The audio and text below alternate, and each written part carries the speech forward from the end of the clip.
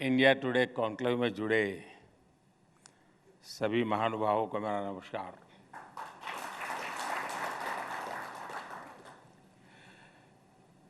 देश विदेश से जो दर्शक, पाठक डिजिटल माध्यम से हमारे साथ जुड़े हैं, उनका भी अभिनंदन। मुझे देखकर अच्छा लगा कि इस कॉन्क्लेव की थीम है द इंडिया मोमेंट।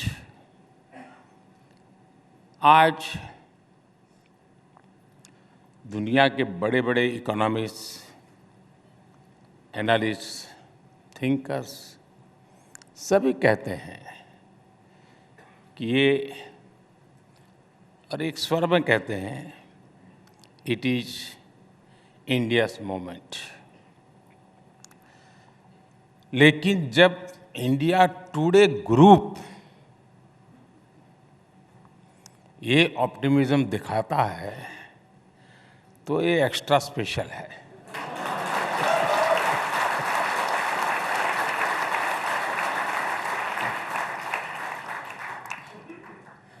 वैसे मैंने 20 महीने पहले लाल किले से कहा था, यही समय है, सही समय है। लेकिन यहाँ पहुँचते पहुँचते 20 महीने लग गए।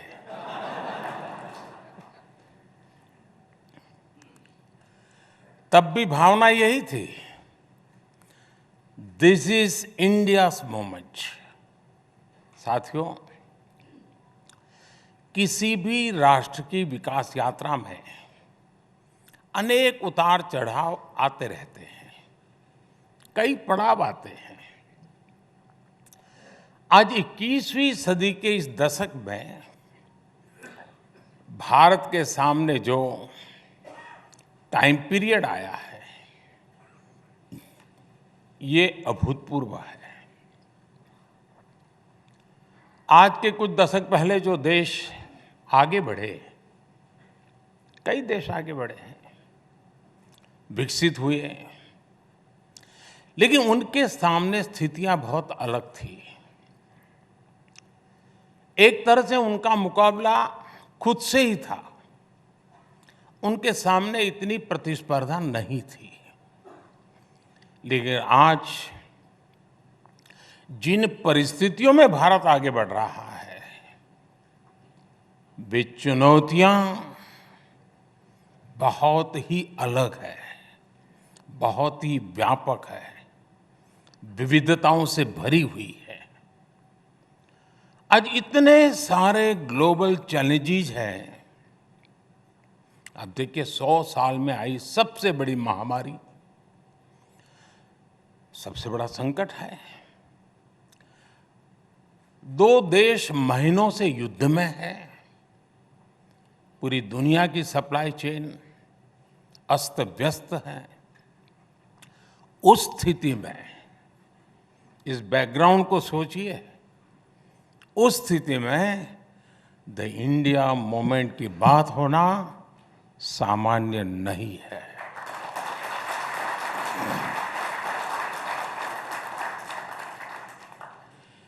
ये एक नया इतिहास बन रहा है जिसके हम सभी साक्षी हैं।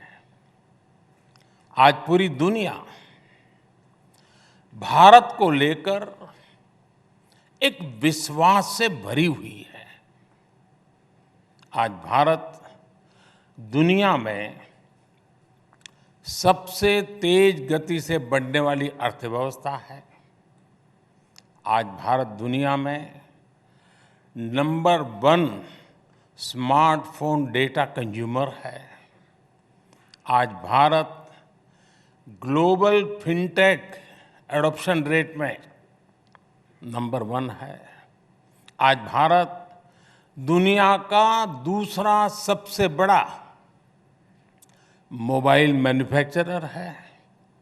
आज भारत में दुनिया का तीसरा सबसे बड़ा स्टार्टअप इकोसिस्टम है। ऐसी कितनी ही बातों पर चर्चा होती रही है। लेकिन चलो, पुरानी बातें कभी किसी को जरूरत पड़ेगी तो खोद के निकालेगा, लेकिन मैं अभी अभी की बात करना चाहता हूं आज, और वो भी 2023 की। 2023 के 75 दिन हुए हैं। मैं उन 75 डेज की ही बात आज करना चाहता हूं। इन 75 दिनों में देश का ऐतिहासिक ग्रीन बजट आया। इन 75 दिनों में कर्नाटका के शिवमोगा में एयरपोर्ट का लोकार्पण हुआ। इन 75 दिनों में मुंबई में मेट्रो रेल का अगला फेज शुरू हुआ। इन 75 दिनों में देश में दुनिया का सबसे लंबा रिवर क्रूज चला। बेंगलुरु मैसूरू एक्सप्रेस वे शुरू हुआ। दिल्ली मुंबई एक्सप्रेस वे का एक सेक्शन शुरू किया गया। मुंबई से विशाखापट्टनम से वंदे भारत ट्रेनें चलनी शुरू हुई। आईआईटी धारवाड़ के परमानेंट कैंपस का लोकार्पण हुआ। भारत ने अंडमान और निकोबार द्वीप समूह के 21 द्वीपों को परम वीर चक्र विजेताओं के नाम किया। साथियों, इन 75 दिनों में ही भारत ने पेट्रोल में 20% इथेनॉल की ब्लेंडिंग करके E20 फ्यूल लॉन्च किया है। इन 75 दिनों में ही तुमकुरू में एशिया की सबसे बड़ी आधुनिक हेलीकॉप्टर फैक्ट्री का लोकार्पण हुआ है। एयर इंडिया ने दुनिया का सबसे बड़ा एविएशन ऑर्डर दिया है। इन 75 दिनों में ही भारत ने ई संजीवनी के माध्यम से 10 करोड़ टेली कंसल्टेशन का मुकाम हासिल किया है। इन 75 दिनों में ही भारत ने 8 करोड़ नए टैप वाटर कनेक्शन देने का मुकाम हासिल किया है। इन 75 दिनों में ही यूपी उत्तराखंड में रेल नेटवर्क के 100% इलेक्ट्रिफिकेशन का काम पूरा हुआ है। साथियों, इन 75 दिनों में कूनो नेशनल पार्क में 12 चीताओं का नया बैच आया है। भारतीय महिला टीम ने अंडर 19 क्रिकेट में T20 वर्ल्ड कप जीता है। इन 75 दिनों में देश को 2 ऑस्कर जीतने की खुशी मिली है। साथियों, इन 75 दिनों में हजारों विदेशी डिप्लोमेट्स और विभिन्न संस्थाओं के प्रतिनिधि G20 की बैठकों में हिस्सा लेने के लिए भारत आए। इन 75 दिनों में G20 की 28 अहम बैठकें हुई हैं, यानी हर तीसरे दिन एक बैठक। इसी दौरान एनर्जी समिट हुई। आज ही ग्लोबल मिलेट्स कॉन्फ्रेंस हुई है। हमने देखा बेंगलुरु में हुए एयर इंडिया में हिस्सा लेने के लिए 100 से ज्यादा देश भारत आए। इन 75 दिनों में ही सिंगापुर के साथ यूपीआई लिंकेज की शुरुआत हुई। इन 75 दिनों में ही तुर्की की मदद के लिए भारत ने ऑपरेशन दोस्त चलाया। अब से कुछ घंटे पहले ही भारत बांग्लादेश गैस पाइपलाइन का लोकार्पण हुआ।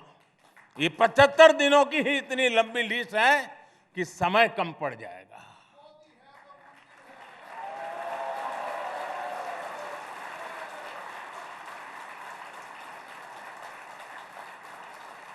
और मैं 75 दिन की कुछ बातें इसलिए दिखा रहा हूं कि यही इंडिया मूवमेंट का ही तो रिफ्लेक्शन है। साथियों, आज देश एक और रोड, रेलवे, पोर्ट, एयरपोर्ट जैसे फिजिकल इंफ्रास्ट्रक्चर बना रहा है। दूसरी ओर भारतीय संस्कृति और सॉफ्ट पावर के लिए भी दुनिया में अभूतपूर्व आकर्षण है। आज योग पूरी दुनिया में लोकप्रिय हो चुका है। आज आयुर्वेद को लेकर उत्साह है। भारत के खान पान को लेकर उत्साह है। आज भारतीय फिल्में, भारतीय संगीत नई ऊर्जा के साथ लोगों को अपना दीवाना बना रहे हैं। हमारे मिलेट्स, श्री अन्न भी पूरी दुनिया में पहुंच रहे हैं। बात चाहे इंटरनेशनल सोलर अलायंस की हो या Coalition for Disaster Resilient Infrastructure की हो, विश्व आज इस बात को महसूस कर रहा है कि भारत के आइडियाज और भारत का सामर्थ्य ग्लोबल गुड के लिए है। इसलिए आज विश्व कह रहा है, दिस इज इंडियाज मोमेंट।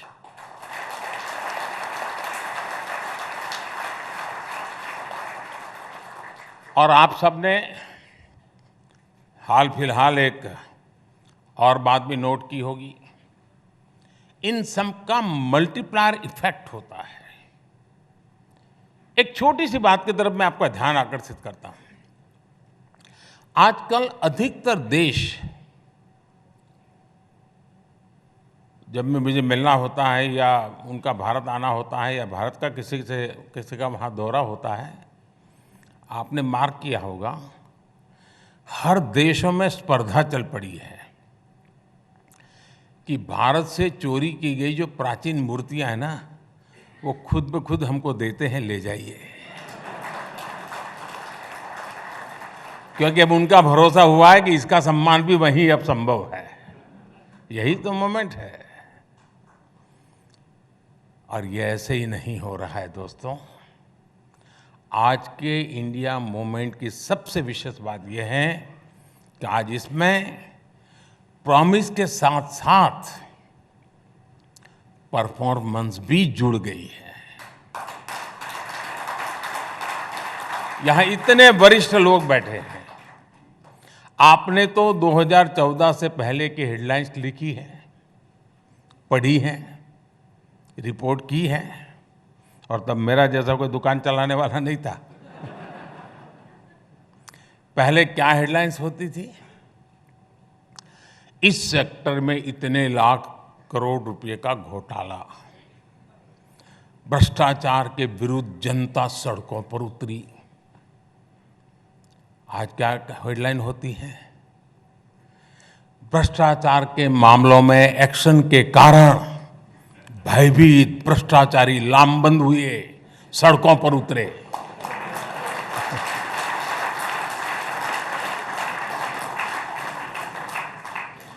आप लोगों ने तो घोटालों की खबरें दिखा दिखाकर इतनी टीआरपी बटोरी है। अब आपके पास अपॉर्चुनिटी है, भ्रष्टाचारियों पर कार्रवाई दिखा करके टीआरपी बढ़ाइए।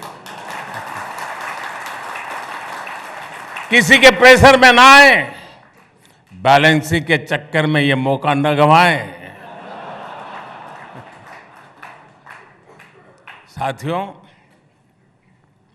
पहले शहरों में बम ब्लास्ट की हेडलाइंस होती थी, नक्सली वारदातों की हेडलाइन होती थी। आज शांति और समृद्धि की खबरें ज्यादा आती है। पहले पर्यावरण के नाम पर बड़े बड़े इंफ्रास्ट्रक्चर प्रोजेक्ट रोके जाने की खबरें आती थी। आज पर्यावरण से जुड़ी पॉजिटिव न्यूज के साथ ही नए हाईवे, एक्सप्रेसवे बनने की खबरें आती हैं। पहले ट्रेनों की दुखद दुर्घटनाओं की खबरें आम बात होती थी। आज आधुनिक ट्रेनों की शुरुआत हेडलाइन बनती है। पहले एयर इंडिया के घोटालों की बेहाली की चर्चा होती थी। आज दुनिया की सबसे बड़ी एयरक्राफ्ट डील की खबरें दुनिया में हेडलाइन बनती है। प्रॉमिस और परफॉर्मेंस का यही बदलाव इंडिया मूवमेंट लेकर आया है। वैसे बात साथियों, जब देश आत्मविश्वास से भरा हो, संकल्प से भरा हो, विदेश भी, दुनिया के विद्वान भी भारत को लेकर आशावान हो, इन सब के बीच निराशा की बातें, हताशा की बातें, भारत को नीचा दिखाने की बातें, भारत का मनोबल तोड़ने की बातें भी होती रहती है। अब हम जानते हैं कि किसे कहीं पर भी शुभ होता है ना, तो काला टीका लगाने की परंपरा रहती है। तो आज इतना शुभ हो रहा है, इतना शुभ हो रहा है कि कुछ लोगों ने काला टीका लगाने का जिम्मा लिया है। और ये इसलिए कि नजर न लग जाए। साथियों, गुलामी के लंबे कालखंड के चलते हमने गरीबी का एक लंबा दौर देखा। ये दौर जितना भी लंबा रहा हो, एक बात हमेशा शाश्वत रही। भारत का गरीब जल्द से जल्द गरीबी से बाहर निकलना चाहता था। आज भी वो दिन भर कड़ी मेहनत करता है।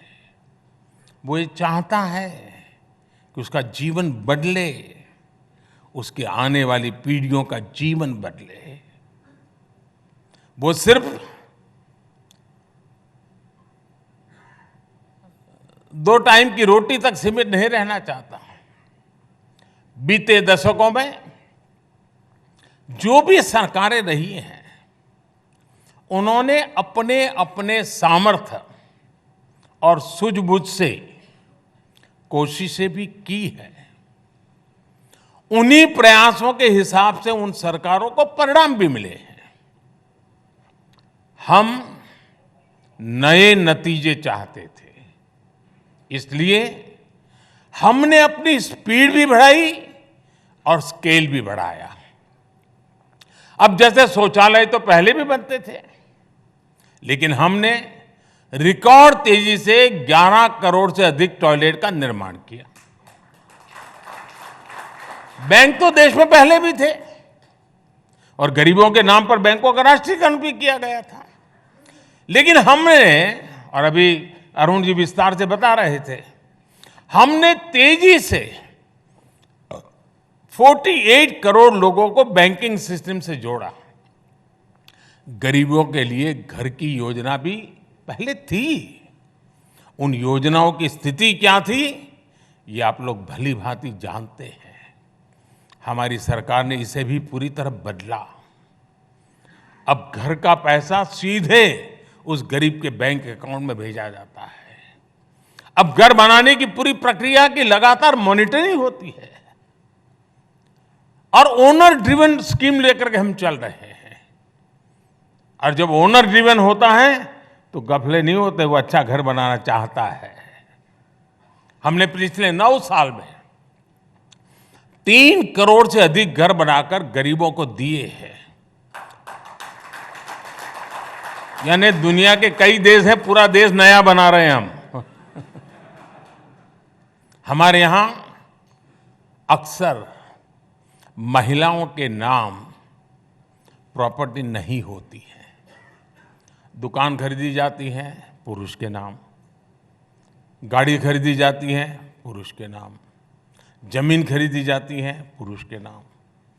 लेकिन हमारी सरकार ने जो घर गरीबों को बनाकर दिए हैं, उसमें से करीब करीब 2.5 करोड़ घर जॉइंट नेम से हैं। उनमें महिलाओं का भी मालिकाना हक है। अब आप सोचिए, गरीब महिला खुद को एम्पावर फील करेगी तो फिर इंडिया मूवमेंट आएगा कि नहीं आएगा? देश में ऐसे कितने ही बदलाव हुए हैं जो इंडिया मूवमेंट को लाए हैं। इनमें से कुछ बदलावों की चर्चा तो मीडिया भी नहीं करता। क्या आप जानते हैं कि पूरे विश्व की एक बहुत बड़ी चुनौती प्रॉपर्टी राइट्स की भी है? वर्ल्ड बैंक की रिपोर्ट कहती है कि दुनिया में सिर्फ 30% आबादी के पास ही उनकी प्रॉपर्टी का लीगली रजिस्टर्ड टाइटल है। यानी दुनिया की 70% आबादी के पास उनकी प्रॉपर्टी का कानूनी दस्तावेज नहीं है। प्रॉपर्टी का अधिकार ना होना वैश्विक विकास के सामने बहुत बड़ा अवरोध माना जाता है। दुनिया के अनेक विकसित देश भी इस चुनौती से जूझ रहे हैं, लेकिन आज का भारत इसमें भी लीड ले रहा है। पिछले 2-2.5 साल से भारत में पीएम स्वामित्व योजना चल रही है। टेक्नोलॉजी का भरपूर उपयोग हो रहा है। भारत के गांवों में ड्रोन टेक्नोलॉजी की मदद से जमीन की मैपिंग की जा रही है। अब तक भारत के 2,34,000 गांवों में ड्रोन सर्वे पूरा किया जा चुका है। 1,22,00,000 प्रॉपर्टी कार्ड दिए भी जा चुके हैं। इस पूरी प्रक्रिया का एक और लाभ हुआ है, गांव के लोगों का ये डर भी कम हुआ है कि अगर वो गांव से बाहर गए तो उनके घर या जमीन पर कब्जा हो जाएगा। ऐसे कितने ही साइलेंट रिवॉल्यूशन आज भारत में हो रहे हैं और यही इंडिया मूवमेंट का आधार बन रहा है। एक और उदाहरण किसानों को मिलने वाली मदद का भी है। पहले चुनाव को देखते हुए किसानों को कर्ज माफी की घोषणाएं होती थी, लेकिन करोड़ों किसानों के पास बैंक खाते ही नहीं थे। वे तो और स्रोतों से कर्ज लिया करते थे, उन्हें तो कर्ज माफी का कोई लाभ ही नहीं मिलता था। हमने इस परिस्थिति को भी बदला। पीएम किसान सम्मान निधि से अभी तक लगभग 2.5 लाख करोड़ रुपए सीधे किसानों के बैंक खाते में भेजा गया है। इसका लाभ देश के उन 11 करोड़ छोटे किसानों को हुआ है जिन्हें पहले कोई पूछता नहीं था। साथियों, किसी भी देश की प्रगति में नीति निर्णयों में ठहराव, स्टैग्नेशन, स्टेटस को एक बहुत बड़ी बाधा होता है। हमारे देश में भी पुरानी सोच और अप्रोच के कारण, कुछ परिवारों की लिमिटेशंस के कारण एक लंबा ठहराव रहा। देश को आगे बढ़ना है तो उसमें हमेशा गतिशीलता होनी चाहिए, साहसिक निर्णय शक्ति होनी चाहिए। देश को आगे बढ़ना है तो उसमें नयापन स्वीकार करने का सामर्थ्य होना चाहिए, उसमें प्रगतिशील मानसिकता होनी चाहिए।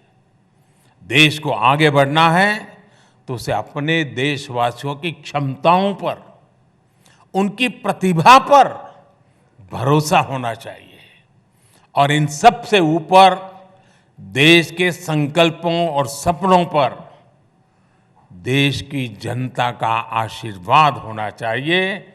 लक्ष्यों की प्राप्ति में जनता की सहभागिता होनी चाहिए। सिर्फ सरकार और सत्ता के माध्यम से समस्याओं का समाधान खोजने का रास्ता बहुत ही लिमिटेड रिजल्ट देता है। लेकिन जब 130 करोड़ देशवासियों का सामर्थ्य जुटता है, जब सबका प्रयास लगता है, तो फिर देश के सामने कोई भी समस्या टिक नहीं पाती।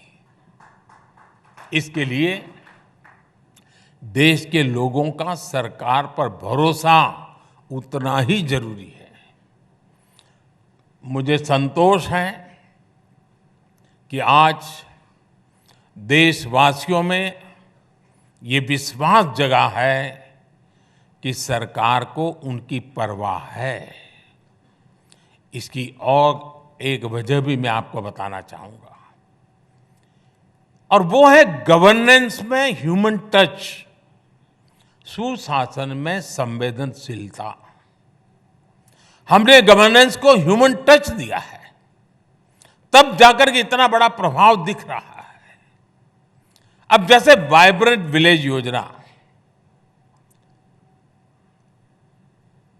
दशकों तक बॉर्डर के हमारे गांवों को आखिरी गांव माना गया। हमने उन्हें देश का पहला गांव होने का विश्वास दिया। हमने वहां विकास को प्राथमिकता दी। आज सरकार के अधिकारी, मंत्री इन गांवों में जा रहे हैं, वहां के लोगों से मिल रहे हैं, वहां लंबा वक्त गुजार रहे हैं। नॉर्थ ईस्ट के लोगों को भी पहले दिल की और दिल्ली की दूरी बहुत अखरती थी। हमने यहां भी गवर्नेंस को ह्यूमन टच से जोड़ा। अब केंद्र सरकार के मंत्री, जैसे अरुण जी ने बड़े विस्तार से बताया, नियमित रूप से नॉर्थ ईस्ट का विजिट करते हैं, और वो भी स्टेट कैपिटल पर नहीं, डिटेल इंटीरियर में जाते हैं। मैं भी नॉर्थ ईस्ट जाने की हाफ सेंचुरी मार चुका हूं।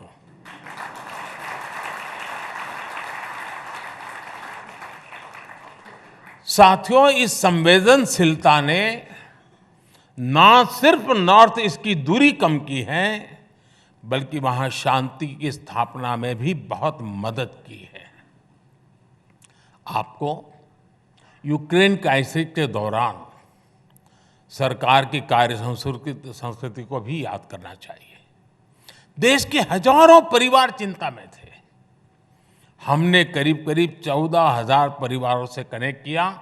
हर घर में सरकार का एक प्रतिनिधि भेजा, उन परिवार के अंदर बीच बैठा, सरकार के व्यक्ति के रूप में बैठा। हमने उन्हें मुश्किल घड़ी में विश्वास दिया कि सरकार उनके साथ है। आपको मालूम होगा, कभी कभार ऐसी चीजों को हम इतना उछाल दिया जाता है कि जहां काम करना है उसमें भी रोड़े अटक जाते हैं। और इसलिए हमने पहला काम किया, जाओ भाई उस परिवार में जाके बैठो, उनको रेगुलरली कम्युनिकेट करो। और इसके कारण देश के सब आश्वस्त हुए लोग कि ठीक है भाई, बच्चा वहां है, अभी स्थिति में है, कल आएगा, परसों आएगा, इस स्थिति बनाई। मानवीय संवेदनाओं से भरपूर ऐसी गवर्नेंस से इंडिया मूवमेंट को एनर्जी मिलती है। आप कल्पना कर सकते हैं, अगर गवर्नेंस में ये ह्यूमन टच न होता तो हम कोरोना के खिलाफ इतनी बड़ी लड़ाई भी नहीं जीत सकते थे। साथियों, आज भारत जो कुछ हासिल कर रहा है, उसके पीछे हमारी डेमोक्रेसी की ताकत है, हमारे इंस्टीट्यूशंस की शक्ति है। दुनिया आज देख रही है कि आज भारत में लोकतांत्रिक तरीके से चुनी गई सरकार निर्णायक फैसले ले रही है, और भारत ने दुनिया को दिखाया है डेमोक्रेसी कैन डिलीवर। बीते वर्षों में भारत ने अनेकों नए इंस्टीट्यूशंस का निर्माण किया है। इंटरनेशनल सोलर अलायंस भारत के नेतृत्व में बना। Coalition for Disaster Resilient infrastructure CDRI का गठन भारत के नेतृत्व में हुआ। नीति आयोग आज भविष्य के रोड मैप को तय करने में बड़ी भूमिका निभा रहा है। National company law tribunal NCLT देश में कॉरपोरेट गवर्नेंस को मजबूत करने में अहम भूमिका निभा रहा है। GST काउंसिल की वजह से देश में आधुनिक टैक्स व्यवस्था बनी है। दुनिया देख रही है कि कैसे भारत में ज्यादा से ज्यादा लोगों की लोकतांत्रिक भागीदारी बढ़ रही है। देश में कोरोना के बीच भी अनेकों चुनाव हुए, सफलतापूर्वक हुए। ये हमारे इंस्टीट्यूशंस की ताकत है। वैश्विक संकट के बीच आज भारत का अर्थतंत्र मजबूत है, बैंकिंग सिस्टम मजबूत है। ये हमारे इंस्टीट्यूशंस की ताकत है। हमने दूर सुदूर तक कोरोना की वैक्सीन पहुंचाई, 220 करोड़ से अधिक डोज लगवाई। ये हमारे इंस्टीट्यूशंस की ताकत है। मुझे लगता है हमारी डेमोक्रेसी और हमारे डेमोक्रेटिक इंस्टीट्यूशंस पर इसी वजह से ये सफलता ही कुछ लोगों को चूपती है, और इसलिए हमले भी हो रहे हैं। लेकिन मुझे विश्वास है, इन हमलों के बीच भी भारत अपने लक्ष्यों की तरफ तेजी से आगे बढ़ेगा, अपने लक्ष्यों को प्राप्त करेगा। साथियों, भारत की भूमिका जब ग्लोबल हो रही है तो भारत के मीडिया को भी अपनी भूमिका ग्लोबल बनानी है। सबका प्रयास से ही इंडिया मूवमेंट को हमें सशक्त करना है। आजादी के अमृत काल में विकसित भारत की यात्रा को सशक्त करना है। मैं एक बार फिर अरुण जी का, इंडिया टुडे ग्रुप का, मुझे यहाँ आने का अवसर दिया, बात करने का अवसर दिया, इसलिए उनका मैं धन्यवाद करता हूँ। और 2024 में निमंत्रण का जो साहस दिखाया,